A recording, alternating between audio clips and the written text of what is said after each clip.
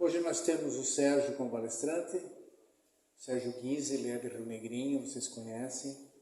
Ele vai nos trazer o capítulo 24, Não coloqueis a candeia debaixo do alqueire.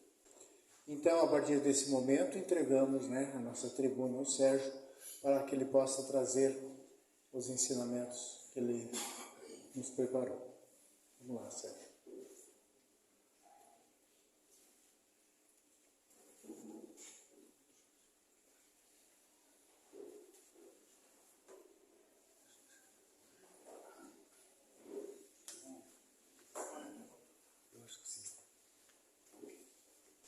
Boa noite a todos, que a paz do Mestre Jesus possa sempre estar junto a cada um de nós, nessa jornada que todos temos, e a bem da verdade todos caminhamos juntos com o mesmo objetivo, chegar a um entendimento primeiro, uma execução do entendimento e, em consequência, um processo evolutivo até um plano superior que nos é possível chegar.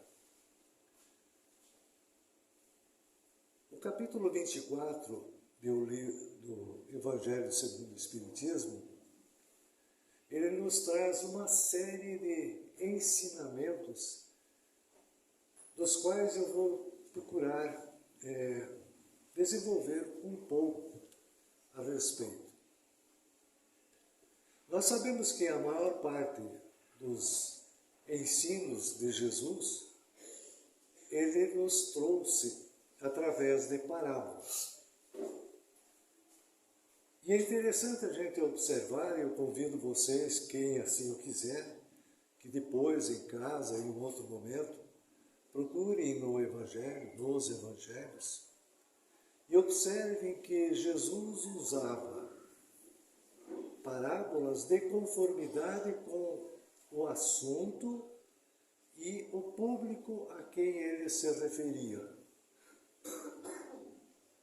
É uma didática extremamente interessante aplicada por ele, porque através dessas parábolas ele procurava falar mais próximo ao povo que estava ao redor dele naquele momento.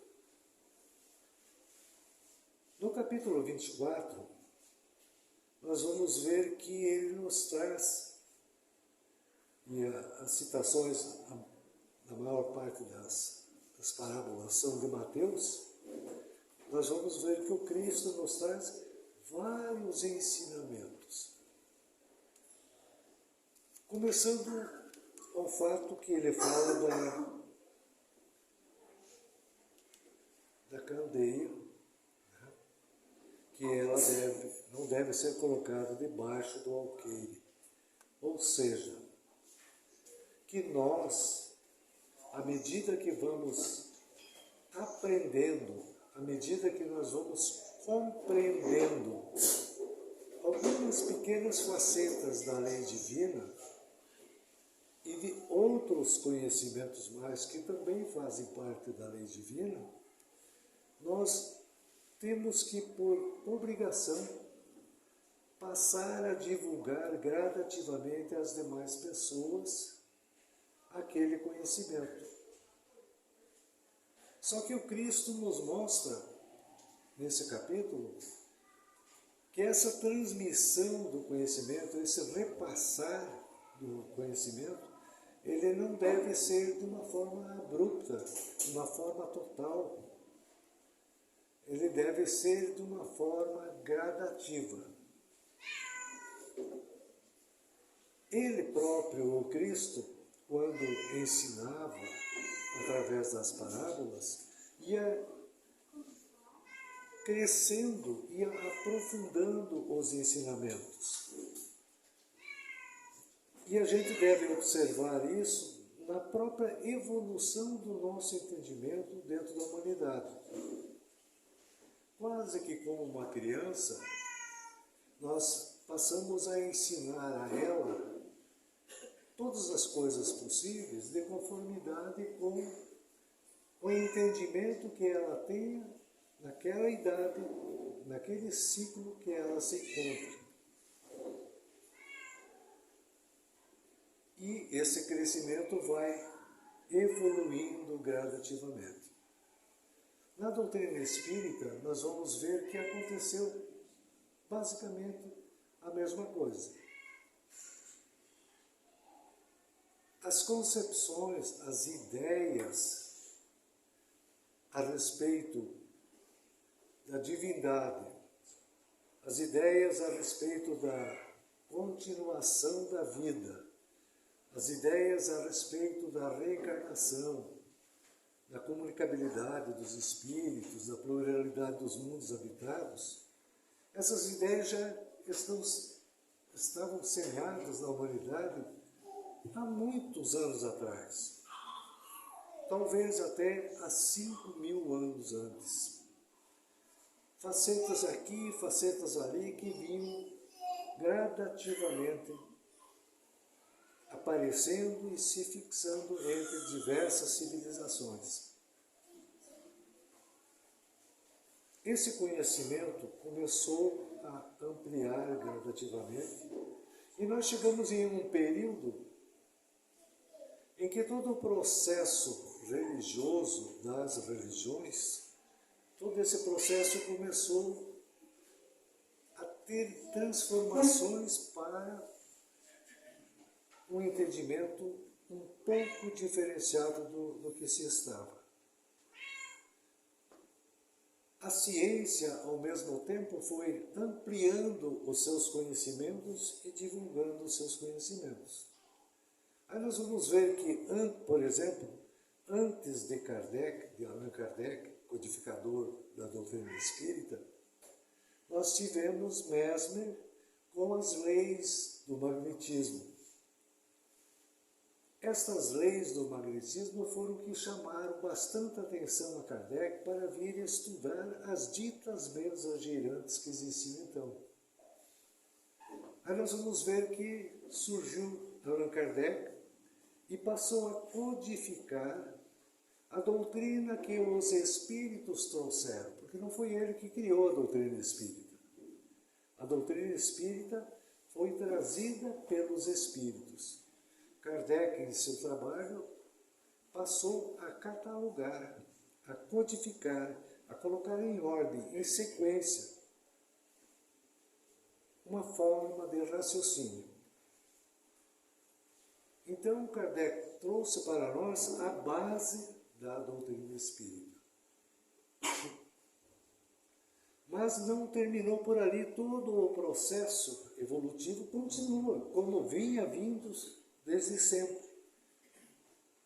Depois de Allan Kardec, nós passamos a ter obras complementares que não derrubam as bases trazidas, mas são complementações, por exemplo, obras que vieram através do espírito André Luiz, uma série de livros psicografados por Chico Xavier e alguns por Valdo Vieira.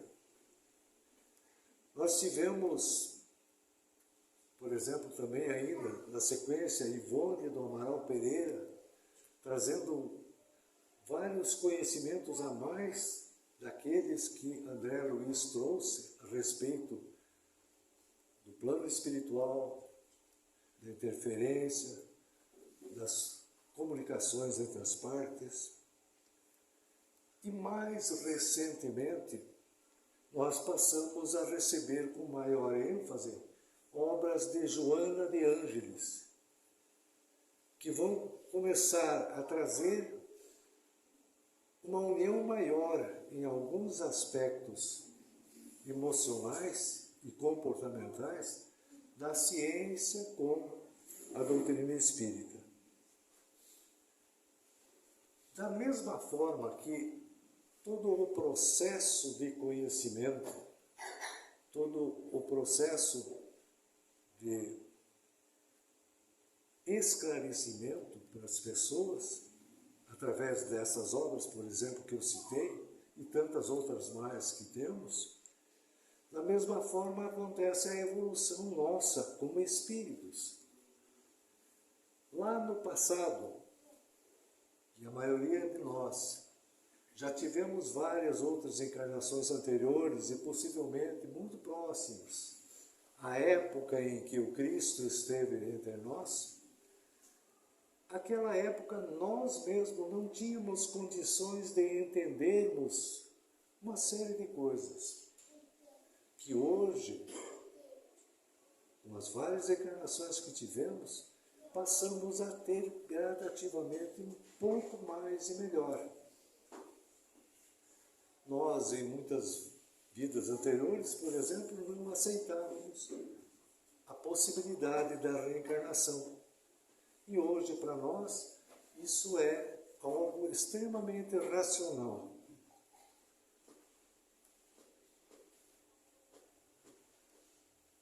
A gente deve sempre entender que Deus outorga para nós a inteligência para que a gente passe a compreender as coisas melhor e a se guiar de forma melhor.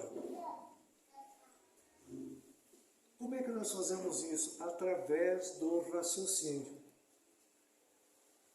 Raciocinando os ensinos que nós passamos a receber. Olhando para a nossa vivência, observando o quanto nós estamos a par destes novos conhecimentos e o quanto nos falta melhorar para nos adaptarmos às leis divinas. Nós passamos a raciocinar, passamos a pensar.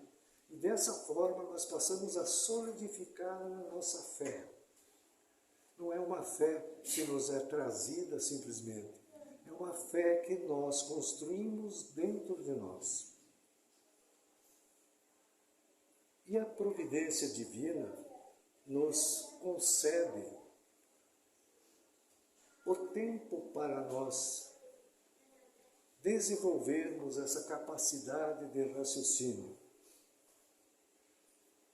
Só gradualmente as verdades começam a aparecer na história da humanidade. Só gradualmente nós conseguimos chegar mais próximo a essas verdades que aparecem. E assim nós vamos passo a passo. É bom a gente lembrar que todo o ensino que nós conquistamos, todo esse ensino ele é extremamente eficaz se nós aplicarmos ele para nós e na nossa vivência. Aí a doutrina espírita vai nos trazer a questão de conhecer a si mesmo. Eu me conhecer. E como que é eu me conhecer? Eu observar os meus sentimentos, as minhas emoções, as minhas sensações, as minhas formas intempestivas de ser e começar a controlar estes detalhes. Vamos encontrar também no Evangelho segundo o Espiritismo uma citação que diz que o verdadeiro espírita ou o verdadeiro cristão nós vamos reconhecer pelos esforços que a pessoa emprega no sentido de domar as más inclinações, não eliminar as más inclinações. Não é num estalar de dedos, num passe de mágica que nós mudamos as nossas atitudes, os nossos hábitos, as nossas viciações comportamentais. Isso nós fazemos pouco a pouco, com várias e várias encarnações. Toda a encarnação que nós temos, ela é basicamente para a nossa evolução, para o nosso aprendizado. E, naturalmente, a cada encarnação damos um pequeno passo rumo a uma evolução maior. Mas estas verdades, elas, por assim dizer, elas se encontram ocultas às pessoas que não as procuram. Elas estão por aí, mas nós precisamos procurá-las. Nós precisamos encontrá-las.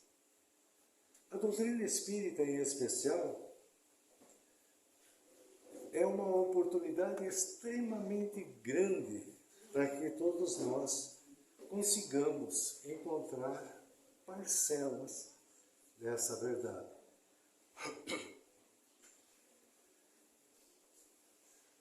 Basicamente, todas as casas espíritas possuem grupos de estudos da doutrina espírita. E aí nós vamos ver uma sequência de estudos, por exemplo, através do estudo sistematizado da doutrina espírita, que nós vamos ter todos os processos em que vamos aprendendo uma parcela das leis de Deus, uma parcela das leis da física relacionadas a tudo isso. Depois de estudarmos o estudo sistematizado da doutrina espírita, nós passamos a um grau mais à frente, não é maior, mais à frente, mais amplo, do estudo aprofundado da doutrina espírita. E junto a esses estudos em que nós baseamos, conquistamos as bases da doutrina espírita, nós passamos a fazer também os estudos da mediunidade, os estudos do relacionamento entre os nossos dois planos de vida, o espiritual e o nosso físico e o espiritual. Porque a mediunidade não é simplesmente a situação de um indivíduo, uma pessoa, passar a transmitir mensagens de espíritos ou coisa parecida. A mediunidade fala de todos os mecanismos de interação entre os dois mundos, todas as energias que acontecem de lá para cá, daqui para lá, a força que o meu pensamento tem com relação a eles, com relação às outras pessoas encarnadas, com relação a mim, ao meu corpo físico.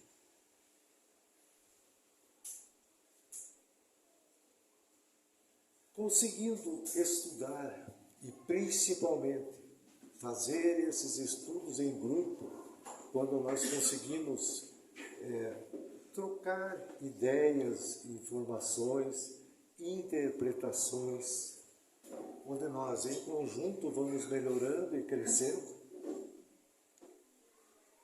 vamos gradativamente tirando a candeia debaixo do alqueire e colocando a candeia para cima do alqueire, iluminando ao nosso derredor, sempre mais e mais. E Jesus nos esclarece, nesse capítulo, que nada do que há de secreto, por assim dizer, não será conhecido, não será descoberto por nós. Isso faz parte da nossa evolução. Só que o conhecimento geral nós vamos ter quando nós nos tornarmos espíritos puros. Vejam, nós vamos encontrar no Livro dos Espíritos e no Evangelho segundo o Espiritismo a escala espírita, onde vai mostrar, sim, superficialmente, que nós estamos na fase luminal hoje, vamos passar num tempo futuro, bastante distante, provável, para a fase angelical, e depois de atingirmos a fase angelical, dando sequência ao nosso conhecimento, ao nosso estudo, à aplicação e espalhando o conhecimento aos outros, da angelical nós vamos passar à fase de puros espíritos, onde chegaremos à escala máxima que nos é possível hoje tentar compreender. Então, quando chegarmos lá, seremos de verdade co-criadores da divindade. Teremos maior conhecimento, com certeza. E, nesse capítulo, Cristo nos chama a atenção.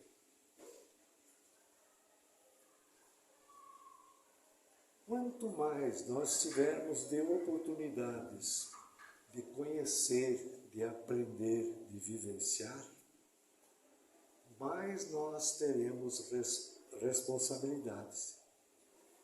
Então, quanto mais nós tivermos, mais nos será pedido. Que é lógico, é simples. Para uma criança que sabe pouco, nós não podemos pedir muita coisa além daquele conhecimento pouco que ela tem. Mas para um adulto que já sabe bem mais que aquela criança, a gente pode pedir bem mais para ela. Então, mais nos será pedido à medida que vamos aprendendo.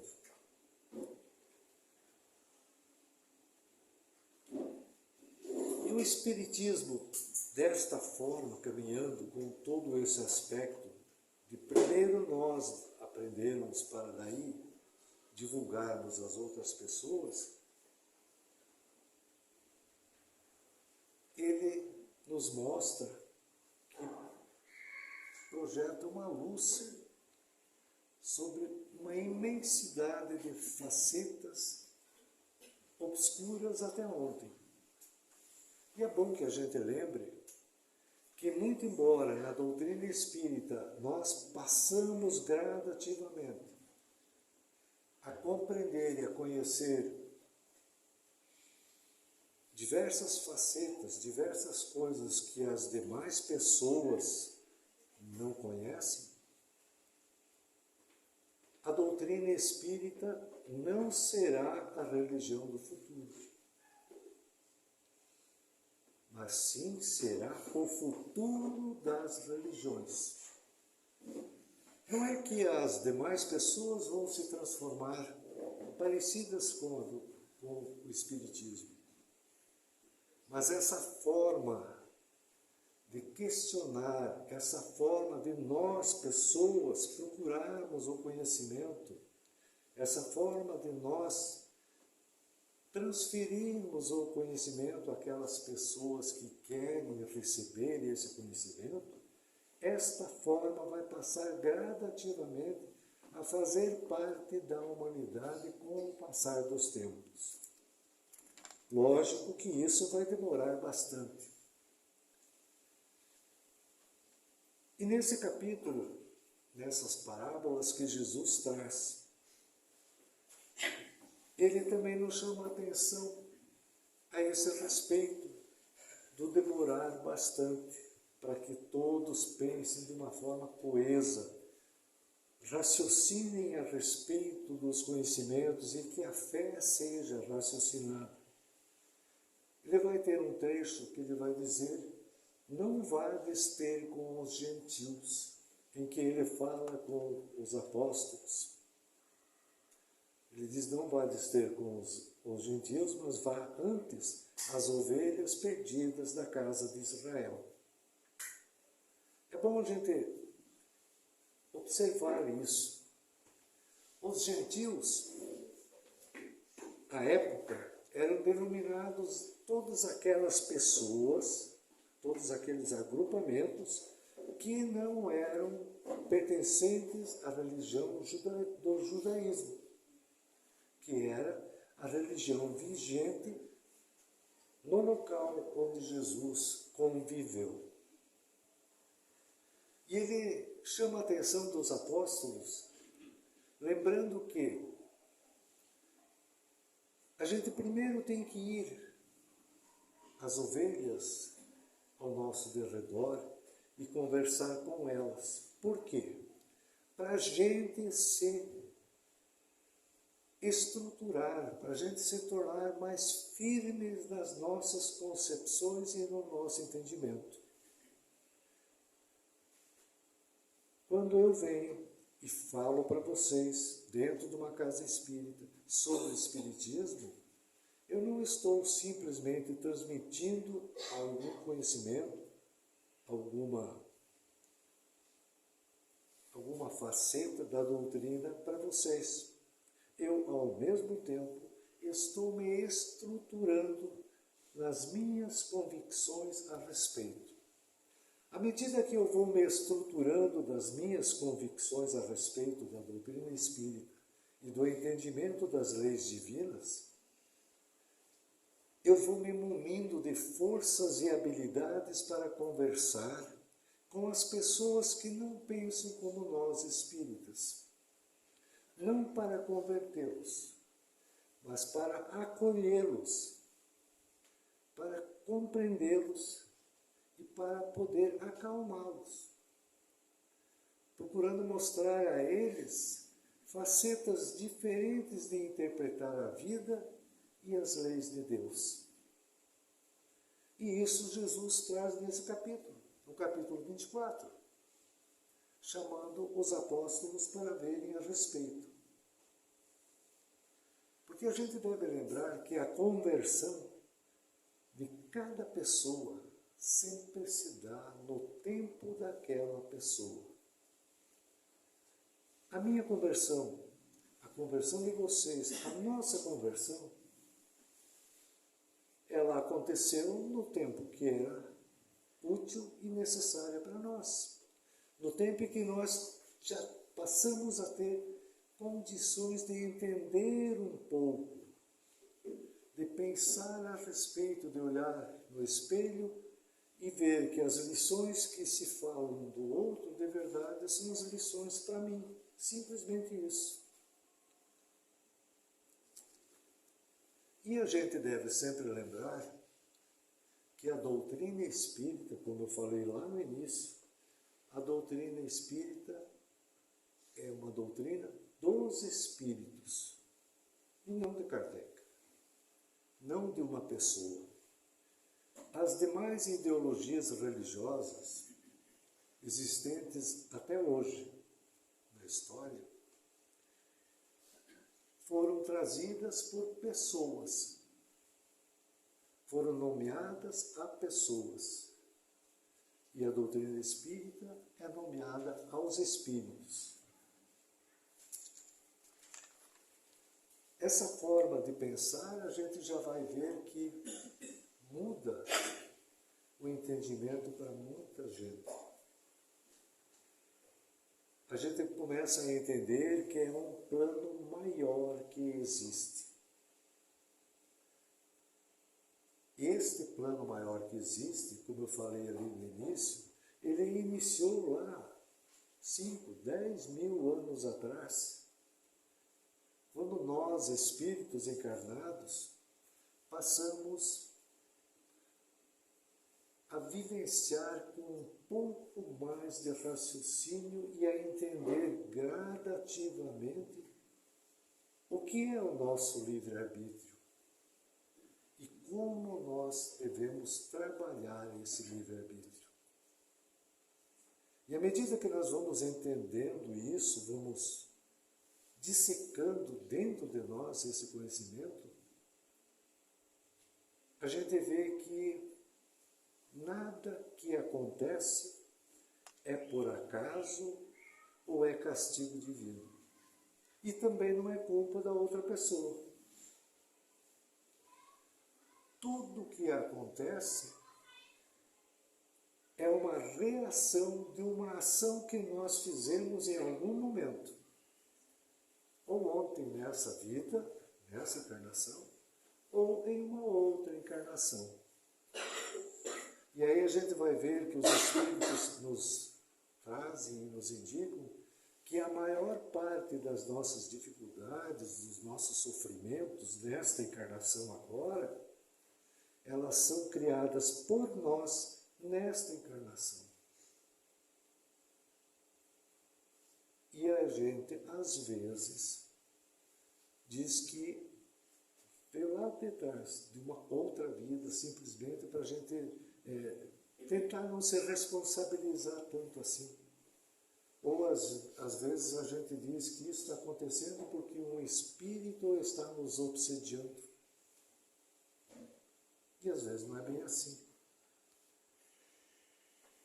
Então nós tirando a candeia debaixo do alqueire para nós mesmos e procurando as obras da doutrina espírita, procurando ler e estudar, e de preferência em grupo, o estudo, nós passamos a perceber melhor todas as facetas da lei divina. Lembrando sempre que Deus é amor. Tanto é amor que nos dá todas as oportunidades que nós necessitamos. E aí é importante nós aplicarmos sempre tudo em nossa vida. Na doutrina espírita, lá no livro dos Espíritos, na pergunta 886, nós temos 3 letrinhas que são um rumo para nós vivenciarmos. O B, o I e o P. Em nossas atitudes nós devemos ter sempre e exercitar para ter sempre a benevolência para com todos. E às vezes isso é difícil a gente reconstruir dentro da gente. Além da benevolência para com todos, nós devemos ter indulgência para com as dificuldades alheias. Compreender que cada um de nós está a seu tempo trabalhando, procurando ser melhor. E além da benevolência, além da indulgência, nós devemos sempre aplicar o perdão das ofensas. Porque nem sempre aquela palavra áspera que a outra pessoa disse, ou aquela palavra desconfortável que a outra pessoa disse, foi com a intenção de nos ofender. Às vezes nós é que entendemos como ofensa. Então nós temos que aprender a também perdoar as ofensas dos outros e perdoar a nós mesmos os nossos sentimentos. São algumas pequenas pinceladas a respeito do que esse Evangelho, no capítulo 24, nos traz. E que eu convido a vocês, quando voltarem às suas casas, procurem lá no Evangelho e vejam todos os itens novamente e pensem a respeito. Nós temos, como espíritos filhos de Deus, a obrigação de tudo aquilo que nós passamos a aprender, a compreender e a tentar vivenciar, nós temos a obrigação de repassar às outras pessoas. Quando se fizer necessário que repassemos com palavras, mas especialmente nós temos que repassar com as nossas atitudes no dia a dia, às 24 horas. Fica o convite para todos vocês. Busquem no Evangelho, leiam e estudem um pouco mais, além daquilo que eu falei aqui.